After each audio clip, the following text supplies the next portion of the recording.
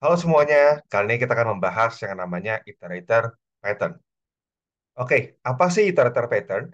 Ini adalah desain pattern yang sifatnya behavioral, jadi mengubah tingkah laku, yang memungkinkan kita untuk mengunjungi setiap elemen dari sebuah koleksi tanpa memperibet tanpa memperibet klien dengan cara aksesnya. Nah, ini mungkin sangat relevan dengan yang namanya struktur data.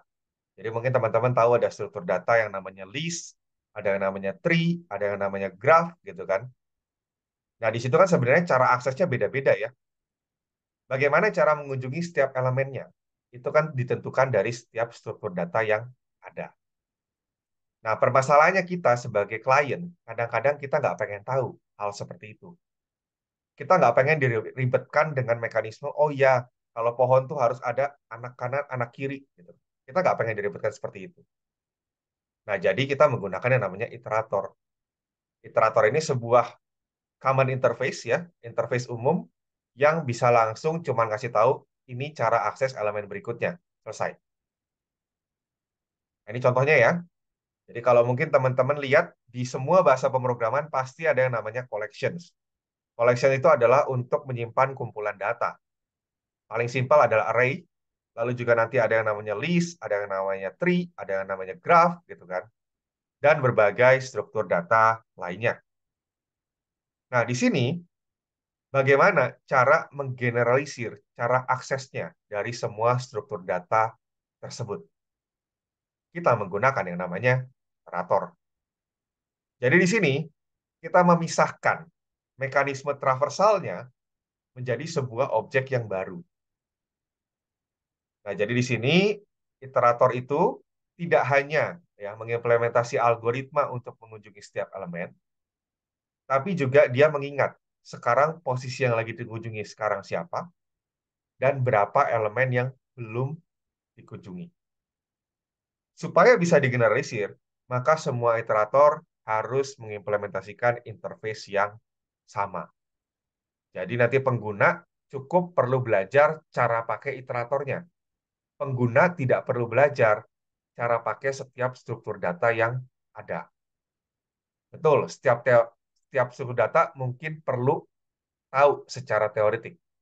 Tapi kalau dalam cara akses, kalau bisa disamakan, itu jauh lebih enak. Oke, ini strukturnya. Jadi kurang lebih pertama kita punya iterable collection. Ini adalah collection yang bisa dikunjungi setiap elemennya, baik dari list, tree, array, dan seterusnya. Lalu ada metode create iterator akan mengembalikan sebuah objek iterator.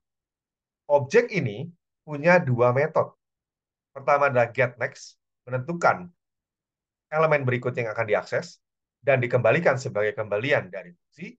Atau yang kedua adalah hashNext, hashMore, sorry. Jadi mengecek apakah masih ada lagi nggak sih yang belum diakses. Nah, ini nanti dua-duanya punya turunannya, diimplement oleh kelas-kelas konkret. Jadi nanti konkret collection-nya itu ya akan mengimplement dari interface iterable collection dan konkret iteratornya akan mengimplement dari iterator ini. Jadi nanti misalkan nih, ini pohon. Pohon berarti nanti di sini di concrete collection itu akan berisi mekanisme pohonnya. Sedangkan di concrete iterator akan berisi cara akses setiap elemen dari pohonnya. Dan dia punya atribut, perhatikan di sini, atributnya adalah collection itu sendiri, ya. Dan dia juga punya state-nya. Sekarang lagi di mana? Jadi kalau gampangnya kayak list, kita sekarang lagi di posisi elemen pertama. Kalau kita next, berarti pindah ke elemen kedua, ketiga, dan seterusnya. Ini dipakai juga di banyak library bahasa pemrograman.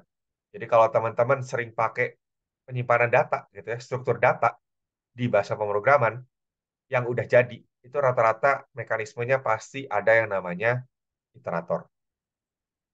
Kapan kepakainya? Tentu saja pertama kalau kita punya collection. Dan collection itu data strukturnya kompleks, terus kita nggak pengen ngasih tahu kompleksitasnya itu ke klien atau pengguna. Terus kedua, pattern ini juga bisa dipakai untuk mengurangi duplikasi dari kode traversal di aplikasi kita. Dan yang ketiga, ini juga bisa dipakai kalau kita pengen kode kita untuk mengunjungi setiap elemen dari struktur data yang bervariasi atau struktur data yang nantinya sebenarnya kita belum tahu gimana cara aksesnya. Pro and cons, pro-nya single responsibility principle ya. Jadi setiap objek punya satu tugas aja gitu ya. Jadi seperti itu. Kedua, open close principle. Jadi kita bisa implement new type dengan implement interface-nya aja. Jadi kode iteratornya mungkin sama tetap ya. Tapi kalau mau bikin struktur data baru, tinggal bikin kelas-kelas konkretnya. Terus berikutnya lagi kita bisa mengiterate same collection ya dengan secara paralel. Jadi satu struktur data mungkin kita bisa akses dengan 3 atau 4 iterator. Kenapa? Karena setiap iterator itu menyimpan state masing-masingnya. Jadi nggak akan ketukar. Berikutnya, bisa mendelay atau menunda iterator atau iterasi gitu ya. Dan digunakan lagi ketika dibutuhkan. Kan kalau kita pakai for loop gitu ya, looping, kita nggak bisa kan, nggak bisa nunda. Nah, dengan cara iterator ini kita bisa nunda. Mungkin sekarang kita ambil elemen pertama, proses, 2 hari kemudian elemen kedua, itu bisa. Kelemahannya apa? Kelemahannya tentu saja overkill ya. Kalau aplikasinya sebenarnya simple, data yang disimpan. Jadi kalau datanya mungkin cuma array dan isinya rata-rata cuma 1 sampai 5, overkill sekali kita pakai iterator gitu kan. Kedua, iterator tentu saja kurang efisien ya, karena dia tidak didesain secara khusus untuk sebuah struktur data. Seperti itu saja, terima kasih.